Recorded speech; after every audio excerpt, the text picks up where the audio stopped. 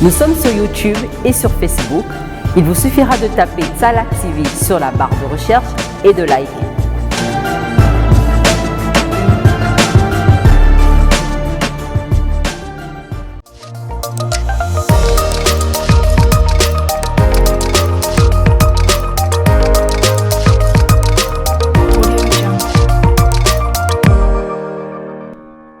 Bonjour, bienvenue sur votre chaîne Tsalak TV. Vous êtes bien sur notre émission L'art d'être femme. Merci de nous recevoir chez vous, de partager ces moments avec nous dans cette émission. Bonjour Mélissa, bonjour Charlène. Bonjour Madame Ondias. Bonjour Madame Ondias, bonjour Charlène. Bonjour Mélissa.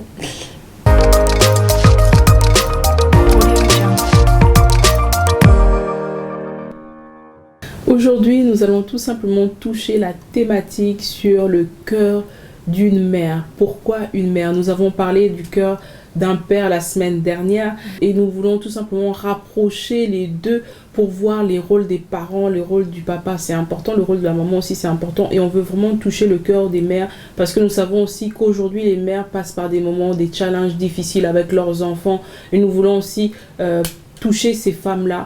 Dans la rubrique jeunes et femmes épanouies avec Mélissa, elle a beaucoup à nous dire parce qu'il y a des mères qui sont seules avec leurs enfants. Donc elle va nous donner plus ample information sur ce type de cas.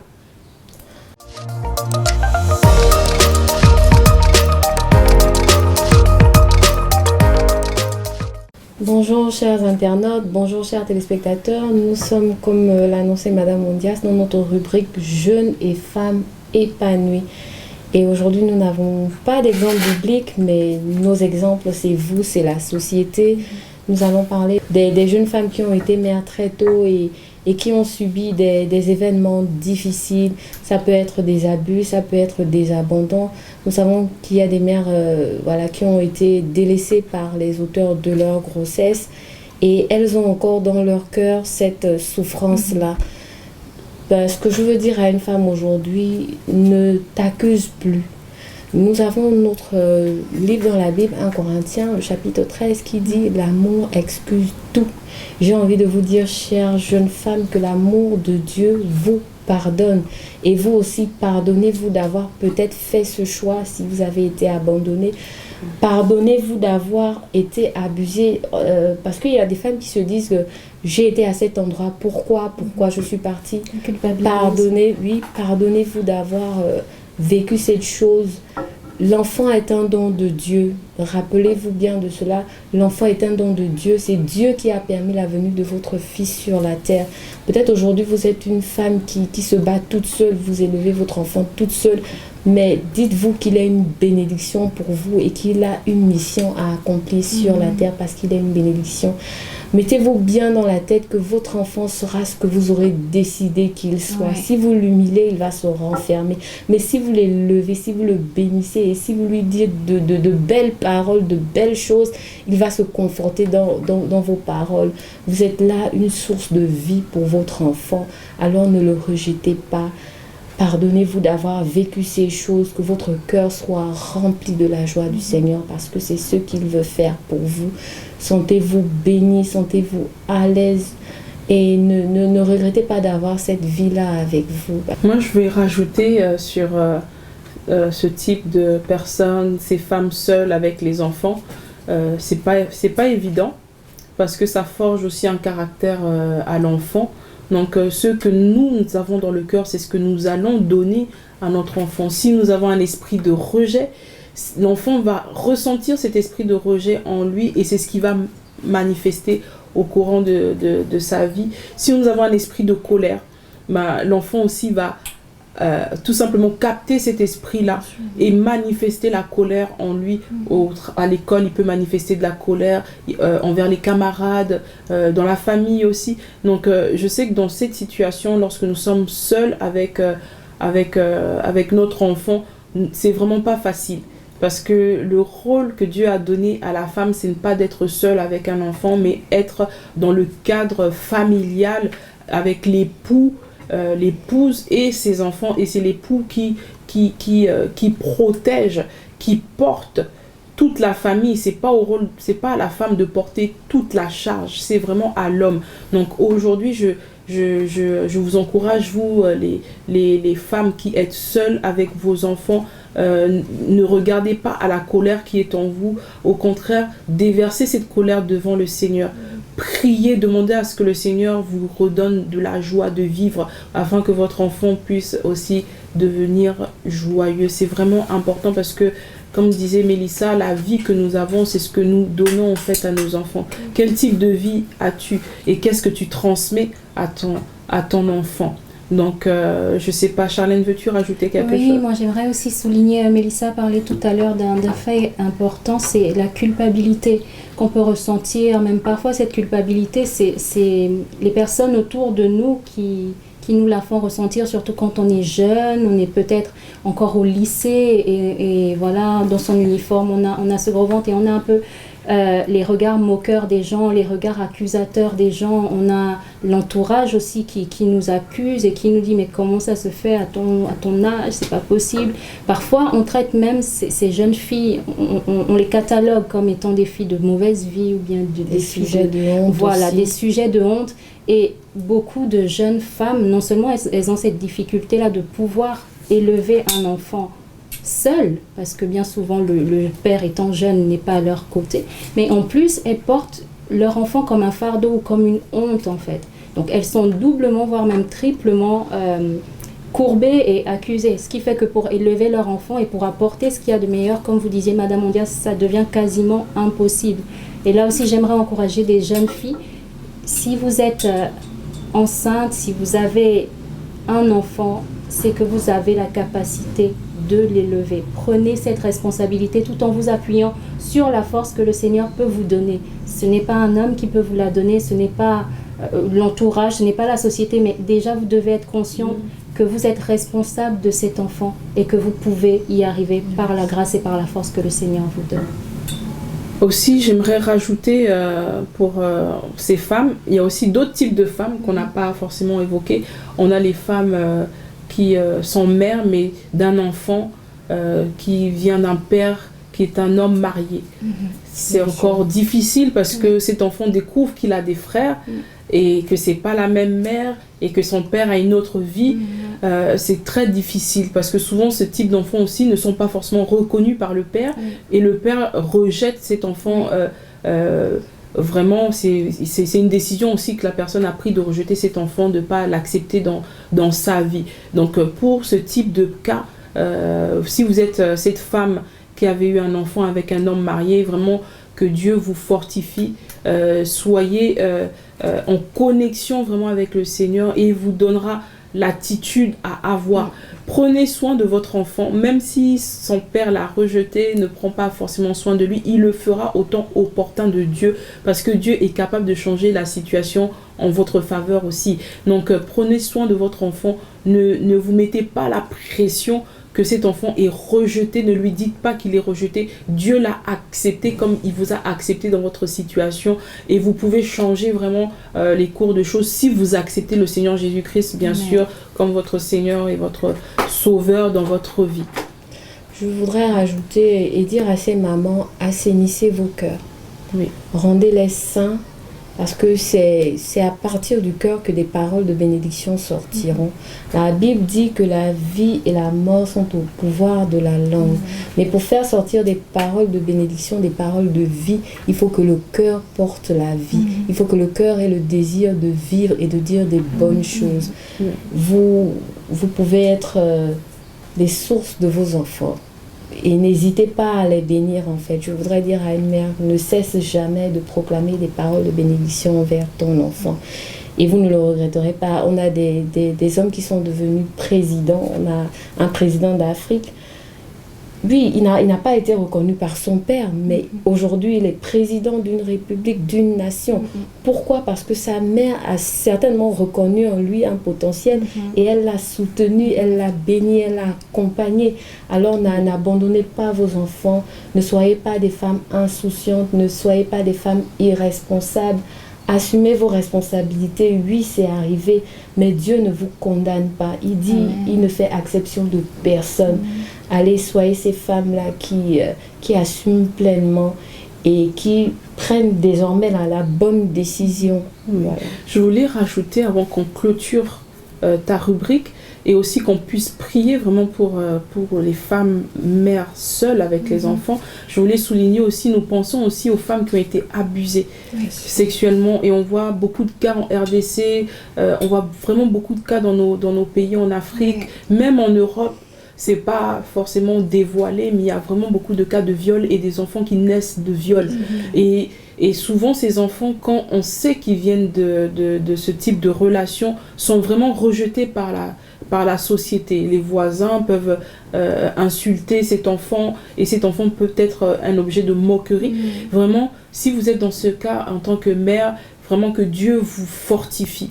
Vraiment, c'est notre prière que Dieu vous donne la sagesse pour prendre soin de ses enfants. Si Dieu a permis que cet enfant arrive dans ton sein, peu importe la manière dont ça a été fait, ça veut dire que tu as la capacité de conduire cet enfant jusqu'à sa destination, parce que Dieu a une destinée pour chaque être humain. Et nous, les mamans, nous, les mères, nous avons la capacité de détecter ce qu'un enfant possède en lui. Et je pense que vous avez cette capacité-là, chère mère, vraiment que Dieu vous fortifie. Est-ce que les filles, est-ce qu'on peut vraiment prier pour elles? On peut prier pour ces femmes, parce que je ressens dans mon cœur que Dieu veut faire quelque chose avec ces femmes. Père, nous te sommes reconnaissants pour toutes ces femmes qui ont eu ces enfants qui sortent d'un viol, Seigneur. Ta parole, Seigneur, dit, Seigneur, que nous sommes une source de bénédiction, et que lorsqu'il y a la bénédiction, ô Père, ça ne se fait suivre d'aucun chagrin. Je dis aucun chagrin dans vos vies, chères femmes, aucun chagrin dans la vie de ces enfants. Que Dieu relève vos enfants, qui ramène l'amour dans leur cœur, qui rencontrent l'amour au travers de la personne de Jésus-Christ. Père, je te dis merci encore pour toutes ces mamans qui élèvent les enfants seuls, qui sont seuls, sans époux, sans famille. Étends ta main de grâce sur elles. Bénis-les, Seigneur, qu'elles ne manquent de rien, Père, dans le nom de Jésus-Christ. Tu es le Père des orphelins. Merci parce que tu te révèles, Seigneur, à toutes ces familles, Père, dans le nom de Jésus. Amen. Sans transition, nous allons tout simplement passer à la rubrique mère et épouse de multifacettes.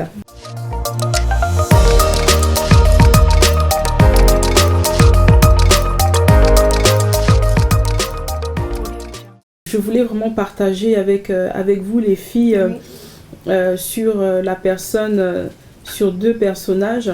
C'était Marie et aussi Anne. C'est vrai que dans une des émissions, nous avons parlé de Anne, mais nous voulons rappeler vraiment que Anne avait donné son fils à Dieu, et Samuel grandissait dans le temple du Seigneur.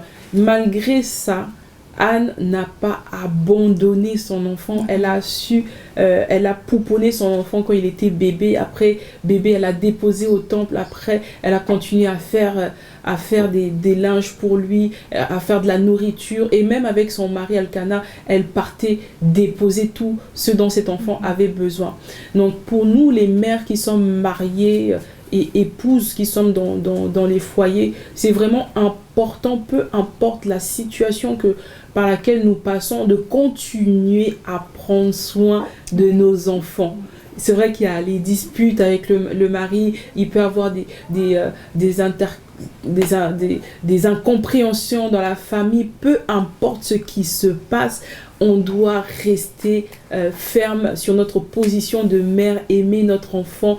Nous avons des mères aussi qui rencontrent des situations très très difficiles où les enfants font de la prison. Oui. On a des mères aussi où les enfants, pour avoir été directrice d'école par exemple, on a des enfants qui volent les goûters des camarades d'autres dans la classe par exemple. Mais comment en tant que mère on réagit? Est-ce qu'on a honte de notre enfant? Est-ce que on rejette cet enfant-là parce qu'il fait des mauvaises choses? Qu'est-ce que la parole de Dieu nous dit par rapport à cela? On doit avoir la même position, on doit aimer. Vraiment, sur cette émission, on a décidé ensemble de se baser sur le 1 Corinthiens 13 où la parole de Dieu spécifie que l'amour supporte tout, pardonne tout. Nous, mamans, mères de famille, nous devons supporter nos enfants, nous devons pardonner vraiment tout ce que nos enfants font. Pourquoi? Parce que nous, les mamans, nous détenons la vie de beaucoup de personnes entre nos mains, en fait. Et si on ne pardonne pas, on va diluer cette vie-là par la mort. La mort va venir au travers de notre langage. Et notre langage, c'est la parole. C'est la parole de Dieu. La parole de Dieu, elle est vie. Donc, donnons vie à nos paroles. Vraiment, chère mère, je nous en supplie. Même lorsque nous sommes en colère, ne disons pas des insultes, mais disons des paroles de bénédiction à nos enfants. Voilà. Moi, c'est ce que j'essaie de m'appliquer à faire quand mes enfants se comportent vraiment très très mal. Et je sais que ça vient pas forcément de la maison, parfois ça vient de l'extérieur, parce que nos enfants sont aussi à l'école, ils apprennent des choses à l'extérieur, ils apprennent des choses aussi au travers de la télévision, des réseaux sociaux. Donc, supportons-les, parce que Dieu nous a donné la capacité de les supporter, de les porter et de les accompagner. Donc, en revenant sur Marie, elle avait su détecter quelque chose chez son fils Jésus, parce que c'était son premier fils quand même que Dieu lui avait donné, fait grâce d'avoir. Elle a eu quand même la grâce de porter le sauveur de l'humanité. Elle a appris à le connaître et à connaître sa destinée, à connaître la destination que Dieu avait pour lui, la vision. Elle a porté cet enfant-là. Elle savait qu'il allait finir à la croix. Mais elle est restée sur sa position de mère. Pourquoi? Parce qu'elle savait que lors des noces de Cana, il fallait absolument que quelque chose se passe parce qu'il n'y avait plus de vin. Elle savait que la solution, c'était dans la personne de Jésus-Christ. Elle a dit à ses serviteurs, faites tout ce qu'il vous dira. Pourquoi? Parce qu'elle savait que c'était le Seigneur, le Sauveur, le Dieu sur la terre. Donc, il était capable de changer la situation et de ramener une belle atmosphère dans ce mariage-là. Donc, nous, les mamans, nous avons une capacité tellement énorme que le diable nous hait. Parce qu'il sait que l'enfant que nous portons, le fils que nous portons, peut être le prochain sauveur de l'humanité, peut-être d'une nation. C'est vrai. Vraiment, je nous en supplie, chère maman, gardons la vie dans notre bouche, parce que c'est de là que ça descend dans notre cœur. Tout ce que nous sortons dans notre bouche, soit c'est bon et ça fait vivre notre cœur, soit c'est mauvais et ça détruit. Si vous permettez. Oui, je te permets, bien sûr. Mais ça, quand même. En parlant des vertus de l'amour, je voudrais dire à une femme de savoir maîtriser sa colère. Parce que la colère des mères a parfois causé des erreurs irréparables. On a vu dans des informations, journal télévisé, que parce que l'enfant avait mis sa maman en colère, ça pouvait aussi être une marâtre. Elle a pris un objet dangereux, elle a lancé à l'enfant avec la colère et l'enfant est mort.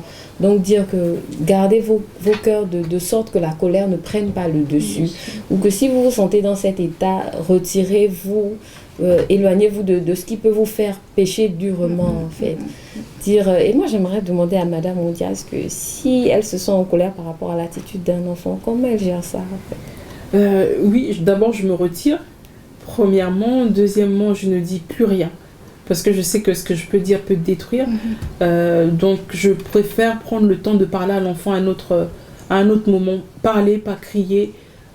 Souvent, oui, nous en tant que mère, on est appelé parfois à s'énerver. On peut hausser le ton sans forcément lancer un objet dangereux. On peut hausser le ton ou changer de tonalité de voix sans crier pour faire comprendre à l'enfant que c'est nous l'autorité, même si papa n'est pas là.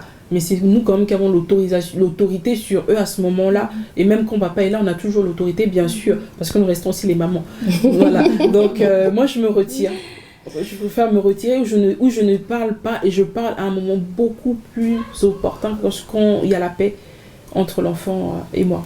En Afrique, on trouve souvent des actes très durs. C'est normal de châtier un enfant. La Bible dit d'ailleurs que pour l'éduquer, ça fait partie de l'enseignement, mais après, dans cette ne péchons pas, j'ai envie de dire à des mères de ne pas pécher et de faire attention dans la manière de punir l'enfant aussi. Voilà, c'était mon avis. Et moi, j'aimerais rebondir par rapport à un mot que vous avez sorti tout à l'heure, c'est l'atmosphère. Vraiment dire à des femmes que vous avez ce pouvoir-là, c'est vraiment énorme, c'est un pouvoir de changer en fait une situation qui peut sembler totalement finie, totalement morose, un peu comme pendant les noces de Cana, où il y avait vraiment le manque, vous imaginez un peu s'il n'y avait pas eu de vin, ce qui se serait dit à ce mariage, mais on était à ce mariage-là, il n'y avait même plus de vin, on a manqué de ceci. Et là, Jésus, il vient et il change la situation. Et la femme aussi, elle a ce pouvoir-là dans la vie d'un enfant, de son enfant. Lorsqu'il est par exemple drogué et puis tout le monde dit oui mais ton enfant tu ne pourras rien en tirer, rien. Mais la femme elle a cette capacité là de dire mais Seigneur tu m'as fait une promesse par rapport à cet enfant là, moi je te rappelle cette promesse, tu as dit que je suis gestionnaire de tes biens, cet enfant t'appartient d'abord, alors maintenant interviens dans cette situation, je ne suis pas seule, je ne suis pas démunie, tu m'as fait une promesse, je m'accroche à cette promesse et j'espère et je crois fermement que tu vas réaliser cette promesse pour cet enfant. Et vous verrez que la situation va totalement changer en ayant cette attitude-là, de rappeler au Seigneur la promesse qu'il a faite pour nos enfants et de tout le temps prier pour eux, même quand ils sont difficiles, même quand ils sont parfois désobéissants, même quand ils nous blessent, même quand ils nous vexent. On doit avoir ce cœur-là de toujours repartir vers le Seigneur et de dire « c'est ton enfant, moi je suis juste gestionnaire, alors interviens ». Oui, c'est vraiment important. Et aussi, je nous dis à nous les femmes que la bouche qui parle beaucoup ne manque de péché. Vraiment, ne péchons plus lorsque nous parlons à nos enfants parce que nous les vexons et parfois nous les détruisons sans même le savoir. Donc faisons vraiment attention à ce qu'on leur dit, même lorsqu'ils font mal. Faisons juste attention. Ils font mal, mais prions pour eux. Oui. Prions pour eux parce qu'ils sont aussi ils sont sur la terre comme nous. Rien n'est facile et ils sont influençables. Prions pour eux, portons-les, parlons avec eux, communiquons avec nos enfants. Moi, je communique avec mes enfants. On peut régler les problèmes vraiment simplement avec nos enfants. Jésus, c'était Jésus. Pourquoi? Parce que sa destinée, c'était de sauver l'humanité. Qu'est-ce que Dieu vous a dit sur votre enfant? Il vous a sûrement parlé s'il était dans votre sein. Donc, appelez-le sur le nom de sa destination, de sa destinée pour l'amener à cette destination. Quand vous l'appelez bandit, la destination de votre enfant, c'est d'être bandit. Il ne sera pas. Voilà. Il ne sera rien d'autre qu'un bandit. Voilà. Donc, au nom de Jésus, votre enfant ne sera pas bandit. Amen. Et changez-lui de nom. Donnez-lui un bon nom. Donnez-lui le nom de grâce. Je ne sais pas, donnez-lui le nom de Chris, par exemple. Donnez-lui le nom de... je ne sais pas quel nom vous inspire. Qu'est-ce que Dieu vous parle au travers de... Quand vous voyez votre enfant et ça dit tout simplement sa destination. Si c'est un grand artiste, donnez-lui un nom qui va dans le sens de l'art. Si c'est un... je ne sais pas, si c'est un chef cuistot, et donnez-lui le nom de chef, par exemple. Je ne sais pas. Oui, appelez-le chef. Et il va avoir son tablier, il va vous faire des merveilles. Et il sera même le premier de tous les chefs. Vraiment, donnez-lui étoilé, voilà. Donnez-lui le nom qui correspond à sa destinée. La puissance est dans le prénom que vous donnez à votre enfant. Donc, prenez le temps aussi, pour vous qui êtes enceinte, de choisir bien le prénom de votre enfant et de prier, surtout de demander au Seigneur pourquoi tu m'as envoyé cet enfant. Quel que soit l'état, comment cet enfant est venu dans votre sein, priez, demandez à Dieu, qui m'as-tu envoyé? Voilà, vous avez une force, les femmes.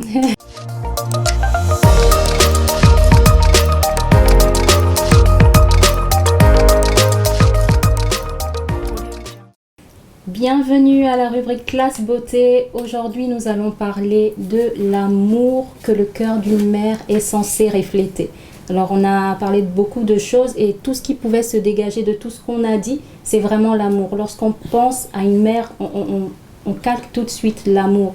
Mais j'aimerais bien dans Classe Beauté apporter la chose un peu différemment, parce qu'il y a des femmes qui n'arrivent même pas à exprimer en fait ce sentiment envers leurs enfants, leurs propres enfants, ou alors envers les enfants que leur époux aurait pu avoir. Ces femmes-là, elles peuvent penser qu'elles sont anormales ou qu'elles sont pas comme toutes les autres parce qu'elles ne ressentent pas ça. Elles ne ressentent pas ce qu'on appelle, je crois, l'instinct maternel. Vous pouvez peut-être m'aider. C'est ça en général. C'est ça. Il y a ce fameux phénomène lorsqu'une femme donne naissance et qu'on lui pose le bébé sur le cœur et qu'elle ressent tout de suite cet amour-là. Mais il y a des femmes qui ne l'expérimentent pas, qui ne le vivent pas Et ça se dépeint au quotidien dans leur relation avec leurs enfants. Elles vont être dures avec eux, mais vraiment pas de la dureté de je veux te châtier, c'est vraiment je ne ressens rien pour toi. Tu es sorti de moi, tu es mon enfant, mais je ne t'aime pas. Et il y a des femmes, il y a des mamans qui ont déjà eu ce genre de paroles envers leurs enfants. Et les enfants ont totalement été détruits par ces paroles. Parce que vous imaginez bien qu'un enfant d'un tout petit âge qui est là, qui se dit oh, ma maman elle est censée m'aimer comme toutes les mamans du monde, mais elle me dit qu'elle ne m'aime pas, qu'est-ce que j'ai fait, est-ce que je ne suis pas assez bien, est-ce que je n'ai pas été désirée. Et j'aimerais vraiment parler à ces femmes aujourd'hui. Pourquoi? Parce qu'il y a une question que vous devez vous poser. Pourquoi est-ce que je ne ressens pas de l'amour envers mon enfant? Pourquoi est-ce que je n'arrive pas à être bienveillant envers mon enfant? Pourquoi est-ce que rien qu'à penser à mon enfant, mais je me mets dans une colère, je m'énerve, je ne veux même pas le voir passer. Posez-vous cette question, est-ce que c'est par rapport à une blessure du passé? Est-ce que c'est parce que vous avez été vous-même rejeté par vos parents, par votre maman? Est-ce que c'est parce que vous avez eu votre enfant, comme on le disait, dans des conditions difficiles? Qu'est-ce qui fait en sorte que vous n'ayez pas cet amour envers votre enfant, j'ai envie de dire? Oui, très très bonne question. Vraiment, on doit tous se poser la question lorsqu'on voit que notre cœur n'est pas sincère ou n'est pas juste envers notre enfant. Qu'est-ce qui se passe? Et je pense que si on pose la question à la bonne personne, c'est-à-dire au Saint-Esprit, pour nous qui connaissons le Saint-Esprit, vous qui ne le connaissez pas, je vous demande de vraiment faire la rencontre de la personne la plus importante, Jésus-Christ, qui vous envoie son esprit, et son esprit vous révèle ce qui va, ce qui ne va pas. Il vous révèle tout. C'est l'esprit de révélation. Vraiment, il va vous montrer ce qui ne va pas à l'intérieur de vous. Et il est là aussi pour restaurer notre âme. C'est vraiment important pour être une mère épanouie, une mère vraiment qui donne une bonne éducation à son enfant. On doit être restauré. Pourquoi? La restauration fait partie du processus de l'éducation de l'enfant. Sinon, ce n'est pas possible d'avoir un cœur juste et bon envers cet enfant-là. Parce que si nous ne sommes pas restaurés, tout ce que nous avons subi par le passé, nous allons le faire à nos propres enfants. C'est vraiment important d'avoir le processus de la restauration. Et quand on est dans classe beauté, on parle vraiment des choses, de la beauté interne en nous. C'est-à-dire, vous êtes une belle personne. Et l'ennemi fera tout pour que cette belle personne-là ne sorte pas de vous. Au travers de l'amertume, des mauvaises choses qu'on vous a fait, la culpabilité va vous faire rejeter votre enfant. Ce sont des esprits malins qui sont là. Donc nous, notre objectif, c'est de faire en sorte de vous libérer de ces esprits et que vous soyez réconciliés totalement avec votre enfant, et que la relation mère-fille, père-fille ou enfin mère-fils soit totalement restaurée. C'est vraiment important parce que vous ne savez pas qui vous avez entre vos mains. C'est vraiment important. Exactement. Moi, je dirais qu'une femme qui ne porte pas d'amour pour ses enfants livre leur vie, tout simplement, parce que Madame Ondias disait que le père c'est la porte, mais la mère c'est la clé. Si elle n'a pas d'amour, elle va ouvrir la porte et donner accès aux méchants dans sa maison. Alors, demandez tout simplement au Seigneur de mettre dans votre cœur cet amour-là, de changer l'état de votre cœur, parce que le Seigneur peut toutes choses, rien ne lui est impossible. Amen. Et je veux vous dire que vous êtes une belle personne, vous avez mieux que ça à donner. Vous pouvez donner le meilleur de vous, vous pouvez changer l'histoire de votre maison parce que vous avez, oui, le pouvoir de faire cela. Ne soyez pas un sujet de condamnation, mais soyez un sujet de bénédiction pour vos enfants. Donc on retient dans cette émission le cœur de la mère. On retient que la mère, c'est elle qui détient le cœur déjà du foyer, le cœur de la maison. C'est elle qui crée l'atmosphère. Quel est l'état de ton cœur? Quelle atmosphère crées-tu dans ta maison? Avec tes enfants et aussi avec l'époux si vous êtes mariés. Si vous avez juste les enfants, avec les enfants, quelle atmosphère créez-vous? Donc prenons vraiment notre rôle au sérieux. Pour nous qui avons des enfants dans nos maisons, si nous avons cette responsabilité, c'est une charge que Dieu nous donne. C'est une lourde charge. Vraiment que Dieu nous accompagne dans cette charge qui est d'éduquer les enfants dans cette charge qui est de protéger notre cœur, parce que si on ne protège pas notre cœur, on livre notre foyer, on livre nos maris, on livre aussi nos enfants, et puis on se livre aussi une bonne fois. Exactement. Et pendant que vous parlez, Madame Ondias, l'image qui me revient, c'est celle de la poule et de ses poussins. Je crois que tout le monde a déjà pu observer une poule et ses poussins. Dès qu'on s'approche un peu d'elle, quand elle a ses poussins, elle se met vraiment en rage parce que personne ne doit toucher à ses poussins. Et je crois que c'est exactement ce qu'on est en train de partager. Oui, c'est exactement ce qu'on partage, et c'est comme ça aussi que Dieu est avec nous. C'est pour ça que le cœur de Dieu, je pense, se résume dans le 1 Corinthiens 13 comme le cœur de l'enfant, parce que Dieu a un cœur d'enfant, mais nos mamans, chère maman, Dieu nous demande aussi d'avoir ce cœur-là. Si pour conclure, Dieu nous demande juste d'avoir le cœur, ce cœur de 1 Corinthiens 13, ce cœur qui supporte tout, qui supporte tout. On supporte tout le monde, on doit supporter tout le monde. Je vous assure, on doit supporter tout. Même nos ennemis, ils sont au milieu de nous, mais on doit les supporter. Et on peut avoir des enfants, ce sont nos propres enfants qui vont nous livrer, mais on doit les supporter, les aimer malgré tout, et on doit les pardonner, parce que supporter veut dire pardonner aussi, parce qu'on ne peut pas supporter quelque chose qu'on ne pardonne pas. Donc on doit pardonner continuellement, chaque instant, chaque minute, chaque seconde. Que Dieu vous bénisse encore, et nous sommes vraiment contents d'avoir passé ces émissions avec vous, et nous vous disons, n'hésitez pas de laisser vos témoignages sur notre numéro WhatsApp et de nous contacter via mail, via nos réseaux sociaux, et nous restons disponibles pour vous. Que Dieu vous bénisse. Merci Mélissa, merci Charlène, à bientôt. Merci à vous et à très bientôt.